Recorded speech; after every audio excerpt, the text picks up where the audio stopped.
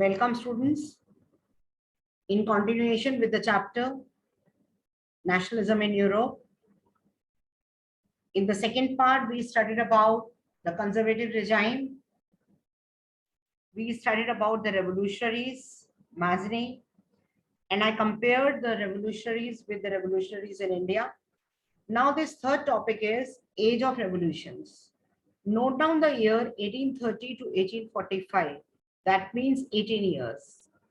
Conservative regimes उन्होंने consolidate की अपनी पावर. कंसोलिडेट मीन्स उन्होंने अपनी पावर्स को ऑर्गेनाइज किया. Liberalism and nationalism they were associated with revolutions in many regions of Europe, Italy and Germany mainly, and also the provinces of Ottoman Empire, Ireland, Poland. इसके बारे में हम last topic में पढ़ेंगे. All these revolutionaries, they were led by liberal nationalists जो belong करते थे educated middle class elite class को. वो क्लास जिससे आप और हम बिलोंग करते हैं. बार बार मैं आपको बोलती हूँ, पूरे वर्ल्ड में कोई भी कंट्री हो जहां जहां रेवोल्यूशंस आए हैं वहां पर एजुकेटेड मिडिल क्लासेस का बहुत इंपॉर्टेंट रोल है. among whom they were professors, school teachers like us, members, commercial middle classes के मतलब बिजनेसमैन.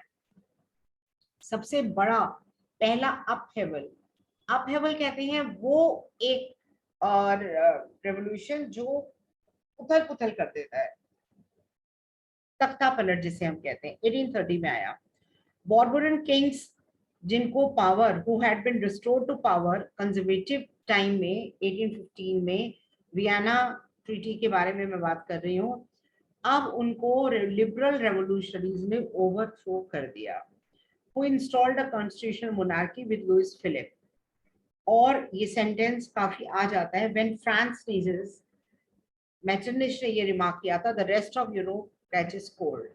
ये सेंटेंस का मीनिंग क्या है माय डियर स्टूडेंट्स? के आपको कई बार 2 या 3 मार्क्स में आ सकता है ये, कि जब फ्रांस में, जिसे कहते हैं, मतलब इसका जो ट्रांसलेशन है वो तो ये है कि जब फ्रांस को छींक भी आती है पूरे यूरोप को कोल्ड हो जाता है.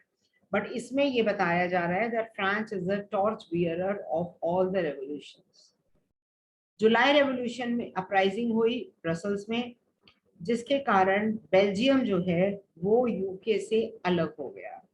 मतलब ये फ्रांस के कारण हुआ था. And even that mobilised national feeling among the educated elite across Europe was Greek War of Independence. देखिए ग्रीस बहुत ओल्डेस्ट सिविलाइजेशन है, ग्रीक सिविलाइजेशन. क्लास 11 में जब आप डिटेल में लेंगे हिस्ट्री तो उसमें पढ़ेंगे आप ग्रीक सिविलाइजेशन के बारे में. Greece had been the part of Ottoman Empire since the 15th century. Growth of revolutionary nationalism Europe में एक स्ट्रगल हुआ इंडिपेंडेंस के लिए among the Greeks, which began in 1821. Nationalists in Greece, they got support from other Greeks जो exile में थे, मतलब जिन्हें देश निकाला मिल गया था. तो ये मैं एक बार दोबारा आपको समझाऊंगी अभी. And exile and also from many west Europeans जिनको सिंपैथी थी एंशिएंट ग्रीक कल्चर से. एंशिएंट ग्रीक कल्चर अपने आप में बहुत पॉपुलर था.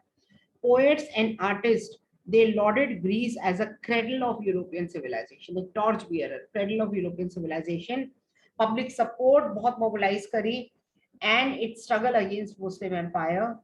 The English poet Lord Byron ने funds organize किए to fight the war और बाद में he died there in 1824.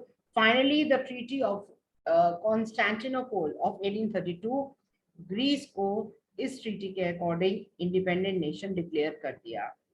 तो इसमें पैराग्राफ में जो बहुत इंपॉर्टेंट चीज है वो ये जानने की है दैट ग्रीस पहले ऑटोमन एम्पायर का पार्ट था.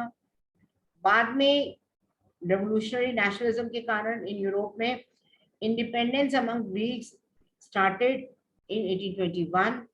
नेशनलिस्ट जो थे, मतलब जो ग्रीस को अलग कंट्री बनाना चाहते थे, these nationalists they got support from other Greeks. And poets and artists, they lauded Greece as a cradle of European civilization. English poet Lord Byron organize किए फंड उन्होंने. वॉर में गए वो, where he died of fever 1824 में. Finally, Treaty of Constantinople of 1832 ये बहुत important topic है। इस ट्रीटी ने ये मतलब शॉर्ट क्वेश्चंस के लिए 1 मार्क के लिए बहुत इंपॉर्टेंट है ये। वहां पे ग्रीक को एक इंडिपेंडेंट नेशन डिक्लेयर कर दिया ना। Romantic imagination and national feeling, don't under like misunderstand the word romantic nationalism।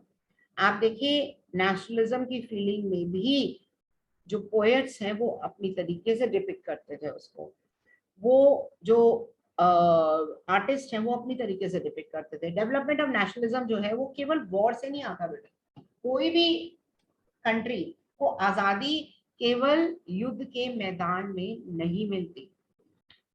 The poets, painters, teachers, they have got a very important role। Culture बहुत इंपॉर्टेंट रोल प्ले करता है for creating the idea of nation. आपने nationalism in India में भी देखा, for creating the idea of nation. Art and poetry, आप देखिए, आप अपने कंट्री का फ्लैग होस्ट कर रहे हैं तो उसमें वॉर कहीं नहीं आता। ये नेशनलिस्ट फीलिंग्स को अराउज करना, ये बहुत बड़ा एक रिस्पॉन्सिबिलिटी है आपके आर्टिस्ट की, पोएट्स की, सिंगर्स की। आप देखिए नेशनल एंथम को अलग अलग तरीके से गाया जाता है। पोएट्स की बात करें तो मैं अपनी क्लासेस में हमेशा डिस्कस करती थी, एंड रोमांटिक नेशनलिज्म, देश से प्यार। अगर देश से प्यार नहीं होता तो भगत सिंह, सुखदेव, राजगुरु, चंद्रशेखर आजाद ये छोटी छोटी उम्र में अपने हंसते हंसते अपने जान कैसे दे देते। They were madly in love with nation, madly in love with nation. हमेशा ये चीज पागलपन लगती है, बट एक्चुअली में वही सच्चाई थी जो उन्होंने करी। इसमें मैं हमेशा जयशंकर प्रसाद की कविता की लाइन बोलती हूँ, फॉर रोमांटिक नेशनलिज्म, दैट भरा नहीं है भावों से, बहती जिसमें रसधार नहीं, वह हृदय नहीं है पत्थर है, जिसमें स्वदेश का प्यार नहीं। अगर आपके अंदर इमोशंस नहीं है आपकी कंट्री के लिए, तो according to me you are a human being without soul। So romantic artists, poets, they generally criticize the glorification of reason and science। उन्होंने कहा हर चीज साइंस से जस्टिफाई नहीं हो सकती। अब आपके अंदर इमोशंस हैं, वो कहाँ से आप जस्टिफाई करोगे भाई? हैं, इमोशंस हैं। आप ये देखिए, and focus instead on emotions, intuition, mystical feelings. एक एक इंट्यूशन कि हाँ भाई हमारे देश को आजादी मिलेगी, जैसे प्लांटर्स को था ये स्वदेशी मूवमेंट के टाइम पे। Their effort was to create a sense of shared collective heritage, a sense of belongingness, common cultural past as a basis of nation। Other romantics, for example, German philosopher John Gottfried Herder claim किया the true German culture was to be discovered among the common people। Das Book में, ये book का नाम है जिसमें उन्होंने ये declare किया था। It was through folk songs, folk poetry, folk dances. बहुत बहुत बहुत इंपॉर्टेंट रोल है। इवन मूवीज का भी बहुत इंपॉर्टेंट रोल है। आप देखिए, ये नहीं है कि मैं एक दो मूवीज का, और हो सकता है मेरे माइंड से कुछ मूवीज निकल भी गई। आप देखिए कई ऐसी मूवीज हैं स्पोर्ट्स में बनी है, नेशनलिज्म से रिलेटेड है वो मूवी। चाहे आप अपनी आर्मी से रिलेटेड मूवी को देख लीजिए। ऐसी कई ऐसी मूवीज हैं जो हमारी आर्मी से रिलेटेड है। और शहीद मूवी बहुत पुरानी मूवी है, बहुत अच्छी मूवी। और ऐसी पता नहीं कितनी, कभी अभी मुझे याद आएंगी तो मैं आपको बताऊंगी मैं। तो ये फोक सॉन्ग्स, फोक पोएट्री, डांसेस, ये एक बहुत पॉपुलर लोगों के अंदर इंस्टिल करते हैं। पूरी पिक्चर अगर आपने देखी हो, और एक पिक्चर और थी जो शायद पता नहीं आप लोगों ने देखी हो कि नहीं, बट जरूर देखेगा if you happen to see that, Ghazi attack. Ghazi attack is a wonderful movie. It is related to navy. India Pak war 1971 के से रिलेटेड है, ये बांग्लादेश की आजादी के लिए। So collecting and recording these forms of folk culture was essential to the project of national building। Now the emphasis on vernacular language, vernacular language, common language। जैसे मैं बीच बीच में आप देख रहे हैं मैं हिंदी यूज कर रही हूँ कनेक्ट करने के लिए आप लोगों के साथ में, और लोकल फोकलोर, ये एक इसका बहुत इंपॉर्टेंट रोल है। I just, if I keep on speaking in English and just keep on speaking, so I won't be able to connect to your heart। So emphasize on vernacular language बहुत important था। Collection of local folklore was not just to recover an ancient national spirit, but also modern nationalist message को large audience तक कहने की क्षमता रखना, capability रखना, and mainly to illiterate. आप देखिए ना, जब हमें आजादी नहीं मिली थी, हमारी पॉपुलेशन में लिटरेसी थी कहाँ? रेडियो कहाँ था? टीवी कहाँ था? तो मूवमेंट जो है, तभी तो लोगों के अंदर नेशनलिस्ट मूवमेंट एराइज होने में टाइम लग गया। 50 साल बाद आम पब्लिक को पता चला था कि yes, britishers have captured India. So ये एक मैसेज देखिए, मासेस हमेशा कॉमन पीपल के लिए कहा जाता है। तो वो ये कह रहे हैं, ये सेंटेंस ये कह रहा है कि वर्नाकुलर लैंग्वेज से आम पब्लिक को, जो मेनली इलिटरेट थी, उसको कनेक्ट करना बहुत जरूरी है। This was specially in the case of Poland, जो जिसका पार्टीशन हो गया था। ग्रेट पावर्स ने पोलैंड को ही अपनी मर्जी से पार्टिसिपेट कर दिया। It is just like that कि पैसे आपके हैं और छीन किसी और ने लिए। और वो ग्रेट पावर्स कौन है जिन्होंने पोलैंड को डिवाइड किया था? पोलैंड की बात आपने अगर याद हो, आपने हिटलर वाले चैप्टर में भी 9th क्लास में पढ़ी होगी कि पोलिश मदर से आर्यन रेस के बच्चे छीन लिए जाते थे। तो पोलैंड जो है, जो अगर मैं कहूँ कि ईस्ट और वेस्ट यूरोप का एक तरीके से बॉर्डर है, वो Poland had to suffer a lot in European history, in this international history. Poland had to suffer a lot. So coming back to the topic, Poland was being partitioned by Russia, Prussia, Austria. Even though Poland no longer existed as independent territory, national feelings arise करी गई music से, language से, जिसके बारे में मैंने आपको बताया कि बहुत इंपॉर्टेंट है। Karol Kurpinski celebrated national struggle through his operas and music. आप देखते हैं ना, बड़े बड़े दिग्गज सिंगर्स जो हैं वो भी आप देखते हैं म्यूजिक। आप जैसे देखिए, ये पंडित जसराज जी, ए आर रहमान जी, पहले लता मंगेशकर जी, एक नेशनल एंथम को गाने का इनका वे ही बड़ा अलग है, और बहुत सारे सेलिब्रिटीज जुट जाते हैं साथ में। तो म्यूजिक का बहुत इंपॉर्टेंट रोल है। Turning folk dances like the polonaise and mazurka into national symbols. Language ने बहुत इंपॉर्टेंट रोल प्ले किया इन डेवलपिंग नेशनलिस्ट। देखिए, जहां जहां मैंने अंडरलाइन किया वो बहुत इंपॉर्टेंट टॉपिक्स है वो। तो language too played an important role in developing nationalist sentiments. After Russian occupation, Polish language was forced out of school. Russia ने जब पोलैंड को ऑक्यूपाई कर लिया, पोलिश लैंग्वेज को बाहर कर दिया गया, जैसे हमारी हिंदी को किया गया था। एंड रशियन लैंग्वेज इम्पोज कर दी गई, जैसे ब्रिटिश इंग्लिश लैंग्वेज इम्पोज करी गई थी, बिल्कुल सिमिलर। 1831 में आर्म्ड रिबेल हुआ against Russian rule and ultimately took place, लेकिन बाद में वो क्रश हो गया था। Following this, many members of the clergy in Poland began to use language. और कई लोगों ने, देखिए मतलब आप मेरा मतलब समझ रहे हैं, जब तक आप टीचर आपको क्या पढ़ाएगी जब तक आप सो रहे उठेंगे नहीं तो ऐसे देश को आजादी कैसे मिलेगी जहां पे लोग जागरूक नहीं होंगे? जहां पे तो many members of clergy in Poland, they began to use language as a weapon of national resistance, क्योंकि लैंग्वेज ही तो है जिससे मैसेज करेंगे, लैंग्वेज ही तो है जिससे आप लोगों को कन्वे करेंगे, लैंग्वेज ही तो वो मीडियम है जिससे आप बोलेंगे। अगर मैं आपके सामने बोल रही हूँ तो वो लैंग्वेज को ही तो यूज कर रही हूँ मैं। तो language as a weapon of national resistance, Polish was used for church gathering also. मतलब रिलीजियस में भी, रिलीजन में भी, सोशल गैदरिंग में भी, पॉलिटिकल गैदरिंग्स में भी। As a result, large number of priest and bishops were put in jail या और सेंट टू साइबेरिया। इधर साइबेरिया की बात क्यों हो रही है? आप लोगों को हो सकता है कई बच्चों को पता हो, साइबेरिया रशिया में एकदम नॉर्थ पे है और बहुत ज्यादा, it's a cold desert. Like Sahara is a hot desert, Siberia is a cold desert. Use of Polish came to be seen as a symbol of struggle against Russian dominance.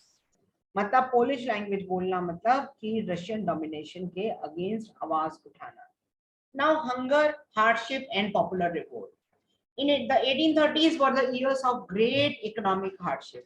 इधर मैं एक चीज आपको और इंटरेस्टिंग बता दूं कि 1830s जो है, ये इकोनॉमिक हार्डशिप्स का मतलब है कि बहुत ज्यादा बहुत परेशानी। 30s, 1830s, 1930s, 2020, ये ऐसे कुछ कोइंसिडेंटली कुछ ऐसे इयर्स हैं जहां पे इकोनॉमिक हार्डशिप कह लीजिए किसी ना किसी कारण आई थी, डाउनफॉल आया था। First half of the 19th century saw enormous increase in population all over the Europe. First half of the 19th century, मतलब मैं बात कर रही हूँ before 1850, यूरोप में भी पॉपुलेशन बहुत इंक्रीज थी एंड ज्यादातर कंट्रीज जो है जॉब सीकर ज्यादा थे और पॉपुलेशन कम थी। पॉपुलेशन जो रूरल एरिया से आई, गांव से मतलब जो पॉपुलेशन रूरल एरिया से आई वो माइग्रेट हो गई सिटीज में एंड माइग्रेट होके it migrated to cities in overcrowded slums हो गए। स्मॉल प्रोड्यूसर्स जो है टाउन में बहुत कंपटीशन फेस करना पड़ा। Imports of cheap machine made goods from England, जहां पे इंडस्ट्रियलाइजेशन आ चुकी थी, was more advanced than in any continent.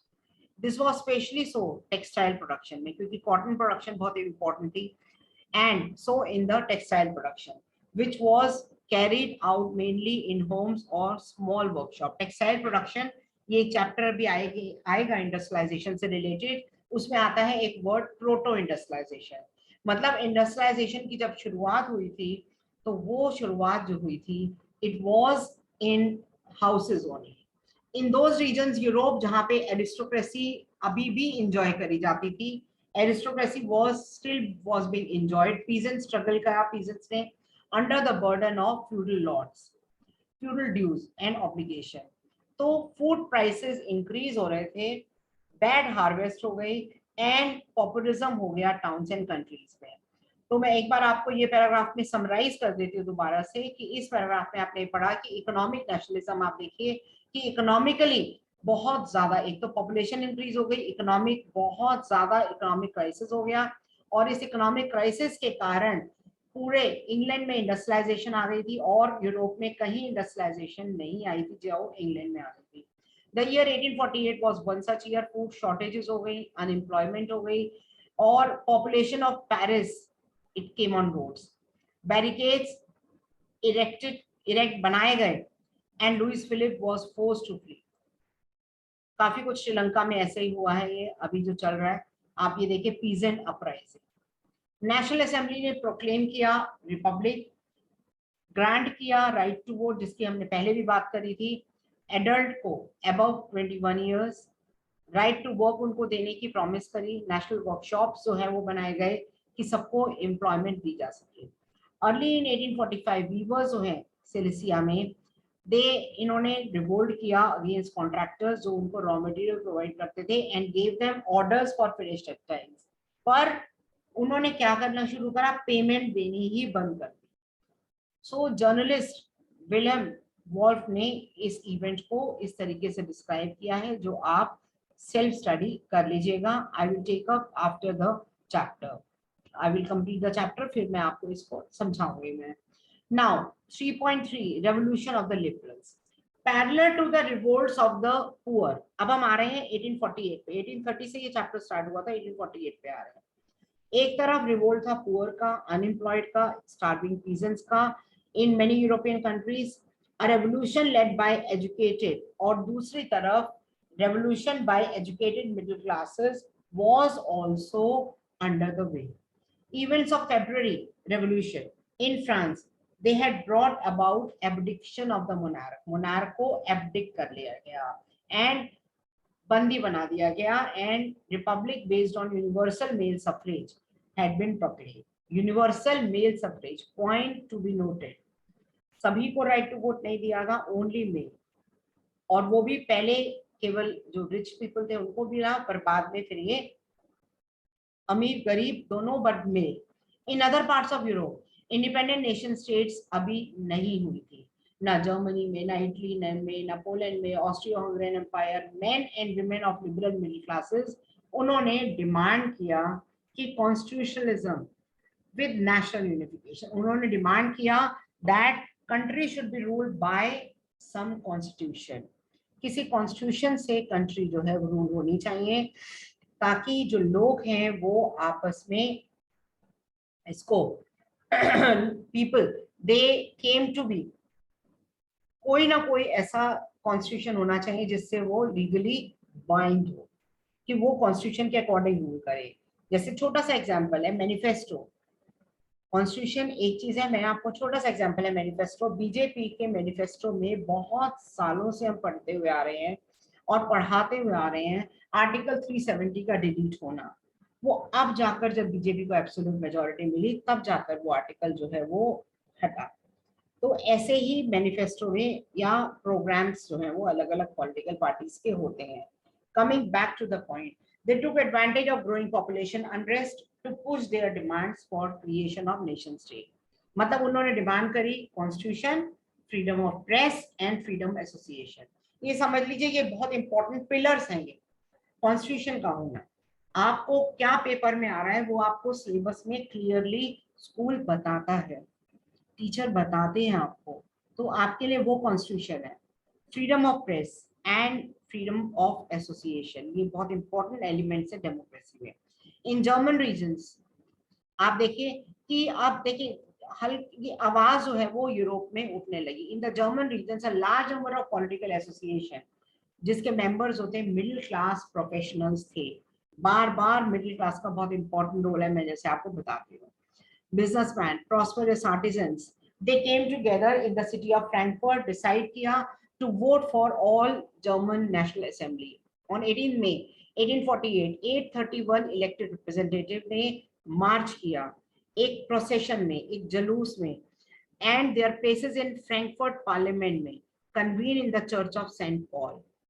Draft किया constitution for a German nation जिसके जो हेड होगा monarchy but will be subject to the parliament. मतलब कॉन्स्टिट्यूशन होगा, जर्मन नेशन का हेड मोनार्की होगा, रूलर होगा, पर वो पार्लियामेंट के अंडर रहेगा। व्हेन द डेप्यूटीज ऑफर्ड, वो अपनी मर्जी से रूल नहीं करेगा। When the deputies offered the crown on these terms to Frederick William fourth king of Russia, उन्होंने रिजेक्ट कर दिया। Join the monarch to oppose the elected assembly, उन्होंने रिजेक्ट कर दिया क्योंकि वो किसी भी तरीके से इलेक्टेड असेंबली के अंडर नहीं होना चाहते थे। आप मेरा मतलब समझ रहे होंगे, किसी को आंसरेबल नहीं होना चाहते। देखिए कोई राजा जो डिक्टेटर हो, कोई डिक्टेटर अपने आगे किसी की नहीं सुनता और किसी को जवाबदेही नहीं होती, not at all answerable to anyone. And this the principle of accountability and answerability बहुत इंपॉर्टेंट है डेमोक्रेसी में। एंड उसने मना कर दिया उन्होंने। while the opposition of aristocracy and military became stronger, अब उन्हें पता था कि ये स्ट्रॉन्ग हो रही है aristocracy, and the social basis of parliament eroded। the parliament was dominated by middle classes and who resisted the demand of worker। middle classes ने workers की डिमांड को नहीं सुना, जैसे इंडियन फ्रीडम स्ट्रगल में भी हुआ था सिविल डिसोबीडियंस मूवमेंट के टाइम पे। and demands of workers and artisans and consequently उनकी support चली गई। In the end, troops were called and the assembly जो है वो disband कर दी गई। So the issue of extending political rights to women बहुत controversial issue था, जिसके बारे में मैं अपने last class में भी बता चुकी हूँ। Within the liberal movement, women had formed their own political associations। France में बहुत ज्यादा association form हुई थी। डिस्पाइट दैट, इतनी एसोसिएशन ज्वाइन करने के बाद भी, इतनी ज्यादा बुक्स लिखने के बाद भी, इतना डिमांड करने के बाद भी, despite this they were denied. Feminist क्या है आप देखिए, फेमिनिस्ट मूवमेंट क्या होती है? Awareness of women's right and interest और सोशल इकोनॉमिक हर एक चीज पे। आप देखिए आज अगर फाइनेंशियल की बात करूं तो हमारी जो फाइनेंस मिनिस्टर है वो शी इज अ फीमेल। अब विमेन को अभी भी वो राइट्स जो उनके जिसको उन्हें डिमांड कर रहे थे वो नहीं मिले थे। During the election of the assembly when the Frankfurt parliament convene हुई, वो parliament at that time in the church of Saint Paul, women were limited only as observer. आप ये देख रहे हैं ये सारे जितने भी असेंबली में बैठे हैं ये सब मेल हैं, अगर आप ये पिक्चर ध्यान से देख रहे हैं तो these are all male. And आप ये देख रहे हैं ये, और ऊपर गैलरी में एक स्पेक्टेटर की तरीके से खड़ी है सारी female. They are not being offered chairs, even उन्हें चेयर्स तक ऑफर नहीं करी गई है। They are merely spectators and they were just observers. Though conservative forces were able to suppress liberal movement and they to realize their circle, and though conservative forces were able to suppress liberal movement, In 1848 they could not restore the old order. मतलब conservative ने liberal movement को दबा दिया था, पर पुराना order नहीं आया था. पुराना ऑर्डर क्या? मोनार्क्स का ऑर्डर. किंग की अल्टीमेट पावर, किंग की एब्सोल्यूट पावर नहीं आ पा रही थी. Monarchs were beginning to realize कि जो साइकिल ऑफ रेवोल्यूशन है एंड रिप्रेशन है could only be ended by granting concession. अब उन्हें ये रियलाइज हो गया कि हम बहुत ज्यादा देर तक इस रेवोल्यूशन को होल्ड नहीं कर पाएंगे. Hence, in the years after 1848, autocratic monarchies of Central and Eastern Europe, उन्होंने चेंजेस लानी स्टार्ट कर दी. चेंजेस दैट हैड ऑलरेडी, जो वेस्ट यूरोप में ऑलरेडी आ गई थी, सेंट्रल में नहीं आई थी, जहां ऑटोमन एम्पायर की बात हम करते हैं. एंड बिफोर 1850 आ गई थी. Though serfdom and bonded labour were abolish. Serfdom, बंधुआ मजदूरी, इसको एबॉलिश कर दिया गया था. And Habsburg domination, and in Russia Habsburg rulers ने ग्रांट करा था कि ओके कि मोर ऑटोनॉमी टू हंगेरियंस, मतलब जो मेजॉरिटी जो पॉपुलेशन है उसको ऑटोनॉमी भी इतनी मिलनी चाहिए. तो लास्ट पैराग्राफ में आपको एक बार और थोड़ा सा बता देती हूँ दैट कि conservatives they were able to understand this thing कि लिबरल मूवमेंट जो है वो अब सप्रेस नहीं कर सकते. वापिस king without any restriction will not be able to rule. ये समझ में आ गई थी उनको बात. उनको ये समझ में आ गई थी कि इलेक्टेड असेंबली होनी जरूरी होगी. उन्हें ये समझ में आ गया था कि लिबरल नेशनलिस्ट की बात उन्हें माननी होगी. They need to introduce some changes, otherwise they will be totally ousted from all the nations. पूरी एस्ट्रोक्रेसी खत्म हो जाएगी, और वो धीरे धीरे करके वो खत्म हो गई थी. तो माय डियर स्टूडेंट्स, आज का ये मेरा लेसन टॉपिक नंबर 3 मैंने कंप्लीट कर दिया है. अब नेक्स्ट जो टॉपिक है that is very very very important, unification of Italy and Germany. 199% जो है वो आता ही है यूनिफिकेशन ऑफ जर्मनी या इटली में से कोई. और वो आप ध्यान से सुनिएगा, मैं मैप के हेल्प से आपको कराऊंगी वो, और बहुत ध्यान से सुनिएगा आप. मेनली इटली का जो बड़ा डिफरेंट सा केस है वो. बट ये अपने कमेंट बॉक्स में कमेंट्स लिखिएगा, और अगर सब्सक्राइब नहीं किया है तो सब्सक्राइब कर दीजिएगा, व्यू करिएगा, कमेंट बॉक्स में जो भी आप चेंजेस चाहते हैं वो करिए, बता दीजिएगा मुझे. I will try my level best कि जितनी जल्दी हो सके अगर मैं आपको नोट्स भी प्रोवाइड कर सकूं, या कुछ ऐसी मैं क्लासेस ले लूं जिसमें आपको मैं इंपॉर्टेंट क्वेश्चन जो है वो मार्क कर सकूं. But what ever you want. And next chapter अगर आप कोई और चाहते हैं तो प्लीज इसके बाद कौन सा चैप्टर आप चाहते हैं, अगर मेजोरिटी का फेवर होगा I will take up that chapter, otherwise I will use my own discretion. But अगर आपके commonly schools का syllabus क्योंकि 10th का एक जैसा चलता है, तो आप लोग मुझे बताइएगा कि ये chapter मैम ले लीजिए next class में. After finishing this chapter, I will take up that chapter. So students, okay, God bless you children. I am ending the class now.